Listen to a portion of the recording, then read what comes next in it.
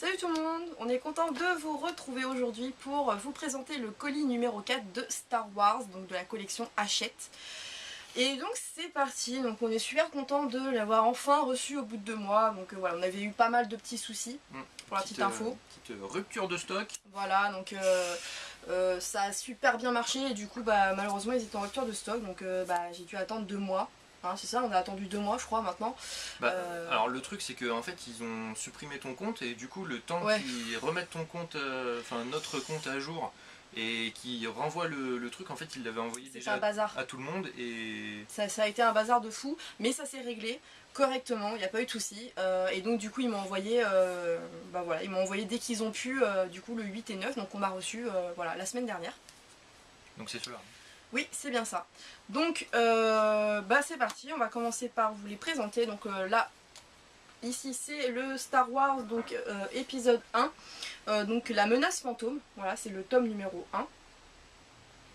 Et toi, c'est le... Et là ici, en fait, c'est le dernier volume de la trilogie de la jeunesse des Jedi. C'est ça. Donc c'est le volume 3. Voilà, c'est une petite trilogie. Donc qui est d'ailleurs fini, hein. La jeunesse des Jedi, c'est en 3 parties, et là on les a tous. C'est une trilogie et c'est terminé. Je vais commencer par le mien. Par l'épisode 1. Par l'épisode 1. Donc comme le nom l'indique, hein, il s'agit donc du comics qui a été fait. Tiré du film. Voilà, tiré du film La menace fantôme. Alors que dire, à part que bon, les dessins sont très très beaux. D'ailleurs je vais vous dire qui c'est qui fait tout. Pour l'adaptation vous avez Henry Gilroy. Pour le dessin vous avez Rodolfo D'Amaggio. Et donc du coup c'est d'après le récit de George Lucas. Et voilà, donc les dessins sont plutôt bien faits, parce que du coup c'est vraiment très très représentatif du film, hein, au niveau des personnages et tout ça, des têtes, voilà, c'est vraiment presque un copier-coller parfois. Au final ça reprend l'histoire tout simplement du film. Donc vous avez tout le film dans un petit bouquin comme ça. Donc pour vous dire que pour moi c'est pas forcément terrible, parce que on a un film qui dure quand même presque, je sais pas, 2 heures au moins. Je sais pas combien de temps il dure. Je crois au moins 2 heures. Bah attends. Il va regarder pendant ce temps là. Et au moins 2 heures. Et là du coup c'est vraiment un résumé, mais très très très résumé en fait du film.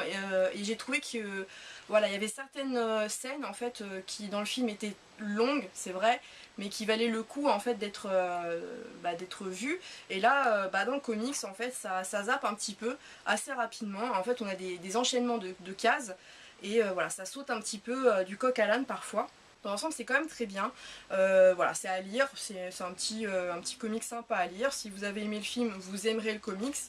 Voilà, c'est sûr qu'ils vont pas pouvoir faire un comics de 500 pages pour refaire le film, ça c'était sûr. Mais je trouvais, voilà, il y avait des fois ça sautait du coq à l'âne, de case en case, et j'ai trouvé ça un petit peu dommage. Mais bon, en tout cas voilà, c'est vraiment un copier-coller du film. Au niveau de certaines cases, en fait c'est vraiment bien ça. Donc t'as regardé, il dure combien de temps? Ça dure 2 heures et des brouettes. Voilà, ouais, donc c'est sûr que faire un comics par rapport à un film, c'est plus compliqué que de faire un film par rapport à un comics. Je sais pas si j'ai très bien compris, mais bon. Si, c'est ça.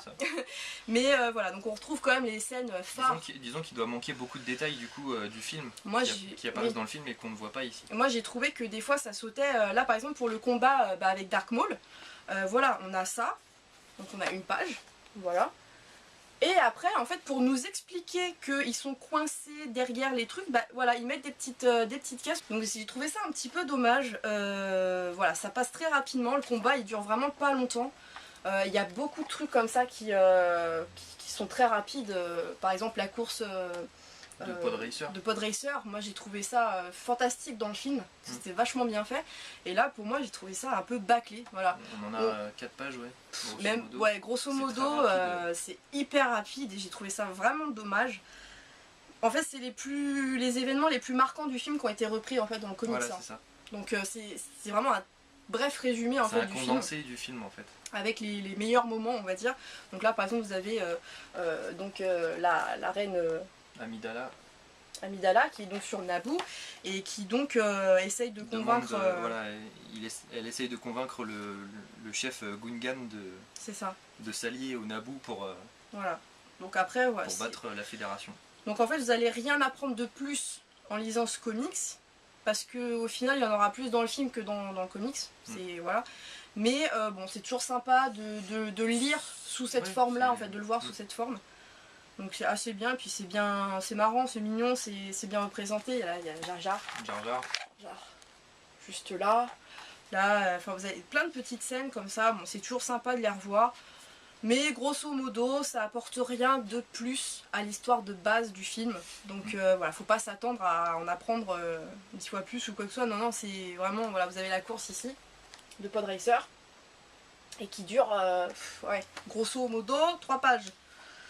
Donc, mais bon, c'est assez cool, c'est bien dessiné, moi j'ai trouvé. Voilà. Les dialogues sont les mêmes. Les dialogues sont les mêmes, c'est exactement les mêmes dialogues que dans le film aussi. Voilà, à part comme je te disais, les petits encarts en fait, qui rajoutent dans les cases pour t'expliquer que là, en attendant, il attend, ou que ceci, cela, donc j'ai trouvé ça un petit peu abusé quoi, mais bon après, voilà, ça reste un comics, c'est sûr que c'est compliqué de faire un comics d'un film, on peut pas, voilà, surtout le nombre de pages, je crois qu'il n'y a pas beaucoup de pages en plus dans celui-là. Pareil, la fin, je l'ai trouvé bâclée de fou quoi. Donc là on voit, là on passe en fait du moment où Qui-Gon il meurt et ils le font incinérer quoi, ils le brûlent. Et en fait on passe de cette scène à ça. À la fin, direct. À la fin, donc la fin où justement ils vont avec Anakin et tout ça, retrouver faire la fête et tout. Et je me dis mais putain, dans le film c'était tellement détaillé de fou. Et là tu te retrouves avec ça. Après c'est sûr que c'est un condensé, c'est peut-être aussi pour très gros condensé. C'est peut-être aussi pour les délais de parution en VO. Pour la VO, il y a eu 4 comics qui sont sortis. Et donc dans tous les cas, à la fin, comme d'habitude, hein, vous avez un petit résumé, vous avez des explications en plus. Donc c'est pas mal aussi, je l'ai lu et c'est vraiment très bien. Puis comme d'habitude, vous avez les petites illustrations à la fin. Donc des comics en VO aussi. Et toujours bien sûr l'historique, la frise. Donc voilà pour ce comic, donc c'est assez rapide, mais c'est plutôt... Moi j'ai bien aimé quand même parce que ça fait toujours plaisir de revoir comme ça. C'est appréciable. C'est appréciable, voilà. C'est-à-dire que j'en fais pas une folie, je le relirai pas voilà, en me disant putain ouais. Non, voilà, je l'ai lu une fois et j'ai trouvé ça sympa, les dessins sont cool, bien refaits, rien de bien repris. Ouais, c'est sympa en fait si vous avez pas envie de regarder, regarder le film et puis de vous en souvenir des passages clés, etc. Vous prenez le bouquin, vous le lisez rapidement, ça prend pas longtemps. Et puis voilà quoi. Ouais, mais ça te remémore en fait tous les gros moments en fait du film. Ouais, voilà. Donc pas besoin de, voilà, si vous voulez pas vous refaire les 2 heures, 2 heures je ne sais combien de films, au moins vous pouvez lire ça et voilà, c'est la même chose. Donc voilà, pour l'épisode 1 de la menace fantôme, bien sûr il y aura les autres qui arriveront. Il y en aura 7 en tout, puisqu'il y a 2 épisodes pour la menace fantôme, enfin l'épisode numéro 1, et ensuite c'est 1 par film. Donc voilà, on verra bien par la suite, mais...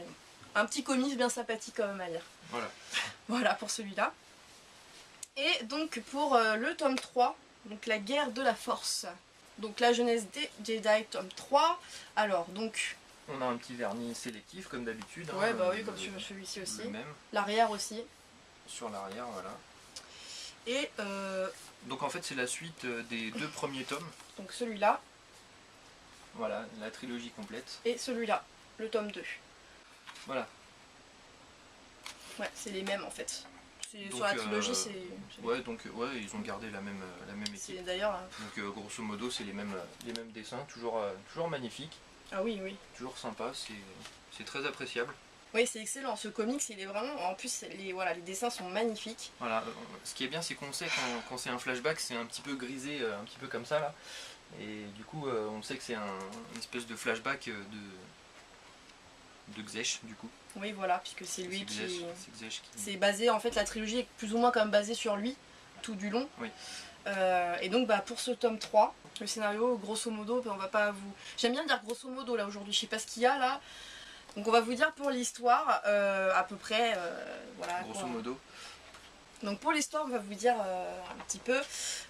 Donc en fait il s'agit toujours de Gzesh, hein, c'est la continuité en fait du tome 2. Et tout simplement ils se battent contre les Rakata. Les Rakata, ouais. Les Rakata sur la planète Shikaakwa, il me semble. Shikaakwa, quelque chose. Désolé pour les noms, mais voilà. Et donc du coup ils arrivent à les vaincre. sur cette planète. En tout cas, ils arrivent plus ou moins quand même à leur foutre une petite raclée. Ils sont tellement nombreux en fait qu'ils n'arrivent jamais à...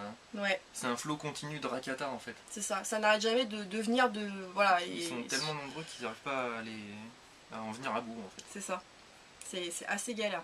Ils n'arrivent pas à les oxyre, comme ils disent dans et donc, en fait, ce qu'ils veulent faire, les Jedi, c'est, grâce à Xesh, en fait, réussir à trouver le prédeur Calnas, savoir où il se trouve, parce que lui, en fait, bien sûr, il est planqué, hein, il est bien planqué même, et du coup, ils se servent de Xesh pour localiser le prédeur, en fait, et du coup, il va réussir à le trouver, et en fait, il se trouve dans une espèce de forteresse au fond de la vallée de Krao. De Krao, c'est Krao. Ça. De Krao. Calnas.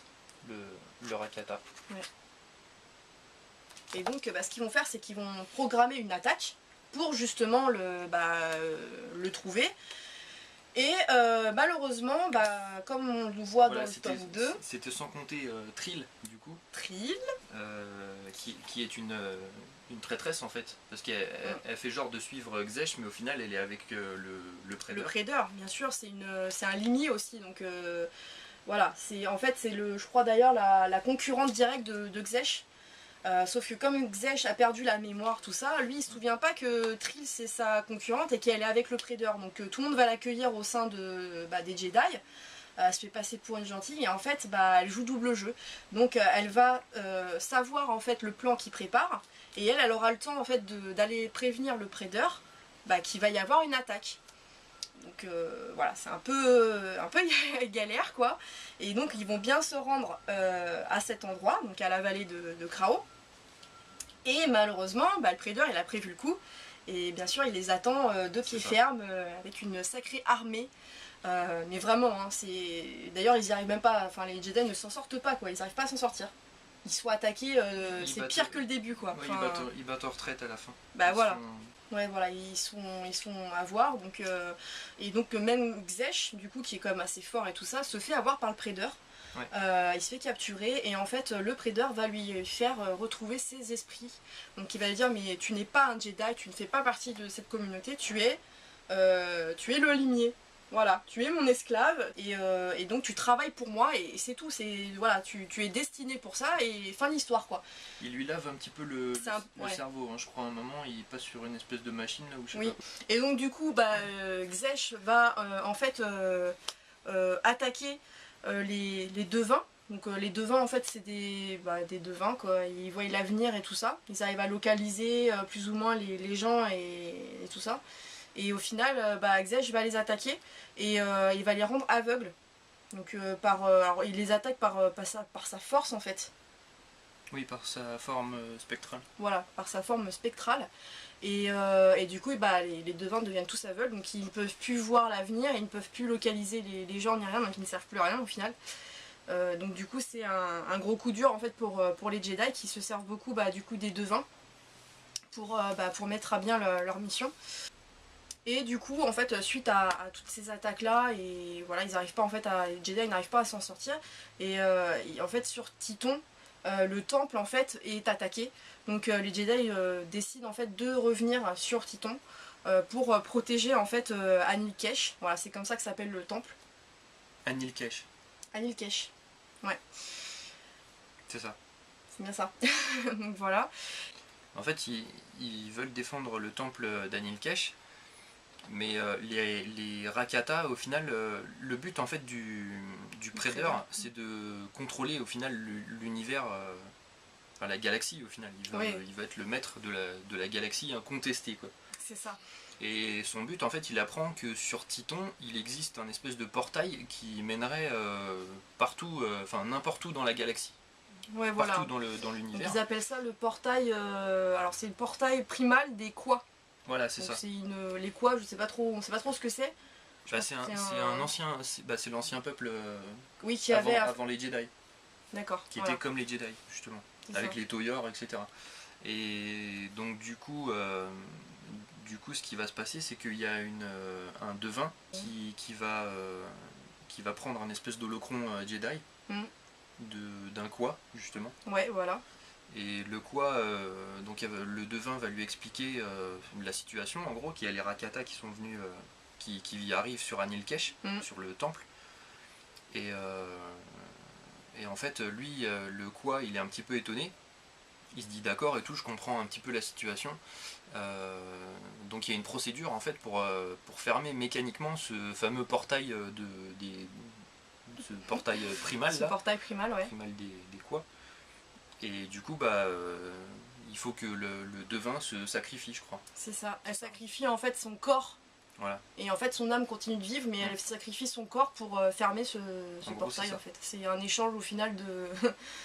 c'est le portail, la fermeture du portail contre elle, en fait. Donc voilà. Donc en fait, ils arrivent à le fermer. Donc du coup, Xesh, en fait, va réussir également à tuer carrément le prédateur, Skalnas, il va le tuer. Alors Xesh, en fait, il se rebelle un petit peu parce que il a une espèce de connexion en fait avec Sheikoda. Ouais, Sheikoda, en fait, les deux en fait se communiquent par la force. Enfin, ils arrivent à se, je sais pas, c'est un peu spécial leur lien. C'est un lien très très fort en fait, qui les relie. Et d'ailleurs, ils tombent même amoureux et tout ça. Enfin, ouais. Donc voilà, c'est pour dire à quel point c'est assez fort. Et du coup, oui, voilà, effectivement, Xesh en fait se rebelle puisque du coup le prédateur s'en prend directement en fait à Shae. Et avec ce truc-là, en fait, avec ce qui se passe avec Shae, du coup, ça le remémore un petit peu sur le fait que oui, effectivement, qu'il n'a pas que un côté obscur au final, qui cherche l'équilibre en fait dans la force. C'est ça. La trilogie là, de la jeunesse des Jedi, ça tourne autour de ça. Hein. Ça tourne autour de Xesh et de l'équilibre de la force. La force. Ouais, en fait, c'est ça en fait, parce qu'avec Xesh, en fait, il prouve que en fait, il était habitué à être du côté obscur parce qu'on l'a élevé de cette manière-là, mais en lui, il y a quand même un côté clair en fait qui fait que voilà, il peut être aussi du bon côté et qu'il y a juste un équilibre à faire pour qu'il soit au milieu et qu'il se serve, que ça soit de la bonne force ou de la mauvaise force, mais au moment souhaité en fait. Et au final, c'est ce qui va arriver puisque du coup il reprend ses esprits, voilà, donc il tue le prédateur, machin, et puis à la fin les Jedi lui pardonnent en fait le fait qu'il les ait quand même trahis sur la fin. Oui, parce qu'il défend au final... Oui. Il défend Titon et il tue le prédateur pour pas que justement il puisse traverser le portail. Et du coup, à la fin, on le voit partir avec Shae faire le tour de Titon, en fait, pour méditer et acquérir en fait justement cet équilibre de la force, en fait. Voilà, c'est comme ça que ça se termine, en fait. En gros, c'est ça. Donc voilà, ça tourne autour de la force, de comment le gérer, comment sont les Jedi, comment ils utilisent en fait leur côté, parce qu'il y a dans les Jedi, la Shae par exemple. Elle prouve aussi également qu'elle a un sacré côté obscur parce qu'à un moment elle est tellement en colère que voilà, son maître il lui dit fais attention, je sens ton côté obscur qui monte et elle serait capable de tuer et tout ça quoi, tellement elle est énervée. Donc ça prouve que même les Jedi eux-mêmes, voilà. Ouais. Alors c'est un petit peu bizarre parce que du coup on sait pas trop où est-ce que se situe vraiment l'équilibre entre le côté obscur et le côté plus lumineux. Ouais. Parce qu'ils disent bien que rien que l'utilisation d'un sabre force, comme ils l'appellent, c'est déjà très, très sombre, très obscur. Donc, en fait, apparemment, de tenir le sabre laser fait ressortir le côté obscur. Déjà, pour l'activer, le sabre force, il faut déjà être du côté obscur. Il faut déjà avoir une part en soi de... Voilà. Ouais, c'est assez... Il faut déjà verser dans le côté obscur pour s'en servir. Donc c'est un peu spécial. Après, les éclairs de force, on n'en parle même pas parce que ça c'est typique des Sith au final. Voilà. Après, c'est un petit peu. Ça tourne autour de la force dans tous les cas. Ça. Enfin bon, voilà. Là, je vais vous montrer un petit peu. Donc là, on voit Xesh en fait qui est en train de tuer le prédateur Skalnas. Donc voilà. Et voilà. Enfin, en plus, les dessins sont vraiment super beaux quoi. C'est vraiment très très beau. On voit également comment il s'appelle, c'est Locke, je crois. Degen Locke. Ouais. Degen Locke, en fait, c'est le personnage qu'on retrouve en fait tout au long de la série. des 3 volumes. C'était le prisonnier de Bogan, c'était lui. Bogan, Bogan. Ouais, je sais pas trop. Bogan, bref, voilà. Ouais. Et qui, justement, lui, a réussi à aller jusqu'au bout du gouffre, en fait. Oui, sauf que, alors lui, il est devenu fou. Il est devenu fou à cause de ça. Mais sa folie, apparemment, elle a été soignée ou je sais pas quoi. Ouais, parce que c'était un Jedi à la base. Ouais.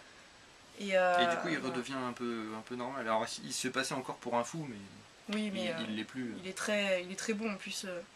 C'est un très bon Jedi. Donc voilà, ça tourne vraiment autour de la force et c'est un très très bon comics.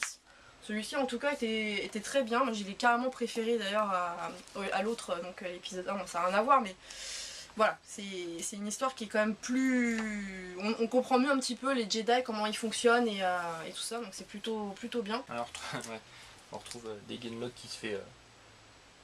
qui croit en fait pouvoir manipuler mentalement le Predator, mais au final c'est lui qui se fait avoir. Parce que le Predator est plus fort au niveau mental, je crois que... C'est ça. Bah, les Rakata ont la force aussi. Hein. Oui. C'est ce qu'ils expliquent, je crois, en plus dans le premier tome ou quelque chose comme ça. Ouais, ils expliquent que les Rakata, en fait, ils ont la force, mais du coup, ils ont tellement d'esclaves qu'ils l'utilisent plus, et au final, c'est en train de se perdre. C'est ça. Et du coup, le Predator, donc Skalnas, il veut justement que la race des Rakata revienne vers le côté... Enfin, tout ce qui est force, etc. Il veut replonger là-dedans. C'est ça, tout à fait ça. Donc voilà. Donc bah, comme d'habitude, on a à la fin les petits bonus. Donc là, on retrouve en version originale Dawn of the Jedi, Force War, du coup, bah, la guerre de la Force. Force, ouais. Donc la genèse, l'aube des Jedi, Dawn. Dawn, ouais. Donc, traduction française, voilà. Bref. Avec des petits bonus, donc conquérir pour survivre, et puis là, bon bah voilà, les petits bonus qui expliquent un petit peu les enjeux, voilà. Il parle un petit peu de Skalnas rapidement, le maître de l'Empire Infini. Il parle des holocrons aussi, ce que c'est. Archives et la connaissance, donc en fait ça parle de ça, ça c'est bien. Les archives de la connaissance, là on a les racines du mal. Là on retrouve encore, bah, comme d'habitude, les couvertures en VO. Il y en a 2 qui sont très jolies aussi. Et là c'est chez Koda avec son Rancor Dragon. Ouais, c'est ça. Sympa en plus, cette illustration est jolie. Puis la petite chronologie comme d'hab. À la fin. Alors c'est marrant parce que là la chronologie ils l'ont mis, t'as vu en... Ah oui, ouais, d'habitude vous avez toujours là voilà, je sais pas comment t'appelles ça là, mais bref. Il y a un côté du dessiné, un petit décor. Et là en fait je sais pas ce qu'ils ont foutu, mais en fait il n'y a pas de décor. La frise chronologique est directement imprimée sur le carton. Sur la 3e. Là on passe du déjà paru au direct. Voilà, et imprimé sur le truc. Voilà. Alors, je sais pas s'il y a eu un problème d'impression, d'édition, je ne sais pas. Je sais pas, mais bon... Mais voilà, bon bref, c'est pas dérangeant en soi, ce qui compte c'est l'histoire et le comics, donc voilà. Donc en tout cas, moi j'ai adoré celui-ci. Très bonne série. Ah oui. Les 3 étaient vraiment super et le dernier il finit en beauté et du coup on en apprend beaucoup plus. Et franchement c'est vraiment très très bien. Voilà, et pour l'épisode 1, bah, comme j'ai dit, c'est sympa à lire mais c'est pas... Très bien, mais voilà, si vous avez déjà regardé l'épisode 1, il n'y a pas grand intérêt. Quoi. Non, c'est un peu... voilà, c'est juste comme ça, pour le fun, mais sinon, après, ça apporte rien de plus, en fait, à la connaissance de Star Wars. Donc, voilà, as-tu quelque chose à rajouter sur ces petits comics? Oui, moi, oui. Voilà, avec le colis, avec le colis, il y avait un petit t-shirt. Je vous mettrai une petite photo, parce que là, c'est peut-être un peu compliqué. Voilà, donc il y avait un petit t-shirt offert, en fait, donc avec le 8 et le 9. Donc les comics 8 et 9. Et bah voilà, on a reçu un petit t-shirt gratuit Star Wars, donc qui est plutôt sympa. Et c'était du L, c'est la taille standard en fait qu'ils envoient. Et d'ailleurs ça te va parfaitement, donc tant mieux. Comme d'hab. Voilà. C'est un grand L. C'est un très grand L, donc je pense, ouais, c'est pour ça, il y a un petit peu à tout le monde, je pense. Et pour le coup, il est vraiment beau, et voilà, c'est du flocage, mais je pense que ça va tenir le coup. Voilà. J'espère. Ouais, je pense. Bon. Donc c'est toujours sympa d'avoir des petits trucs comme ça qui vont en plus, au moins ça te sert à quelque chose quoi. Donc voilà. Donc c'était le cadeau qui était avec. Bah écoutez les gens, on va vous laisser là. J'espère que ça vous a fait plaisir de voir du Star Wars depuis le temps. Nous en tout cas oui, on avait vraiment hâte de vous les présenter. À la suite bientôt. Voilà. Parce que du coup il n'y a plus de rupture de stock, donc ça va arriver. Hein. Bah, j'espère, hein. Le prochain c'est donc le 10 et 11. Donc on se fera une joie bien sûr de vous les présenter dès qu'on les aura lus et tout ça, donc pas de soucis. Et sur ce, on vous dit à la semaine prochaine. Salut tout le monde. Salut.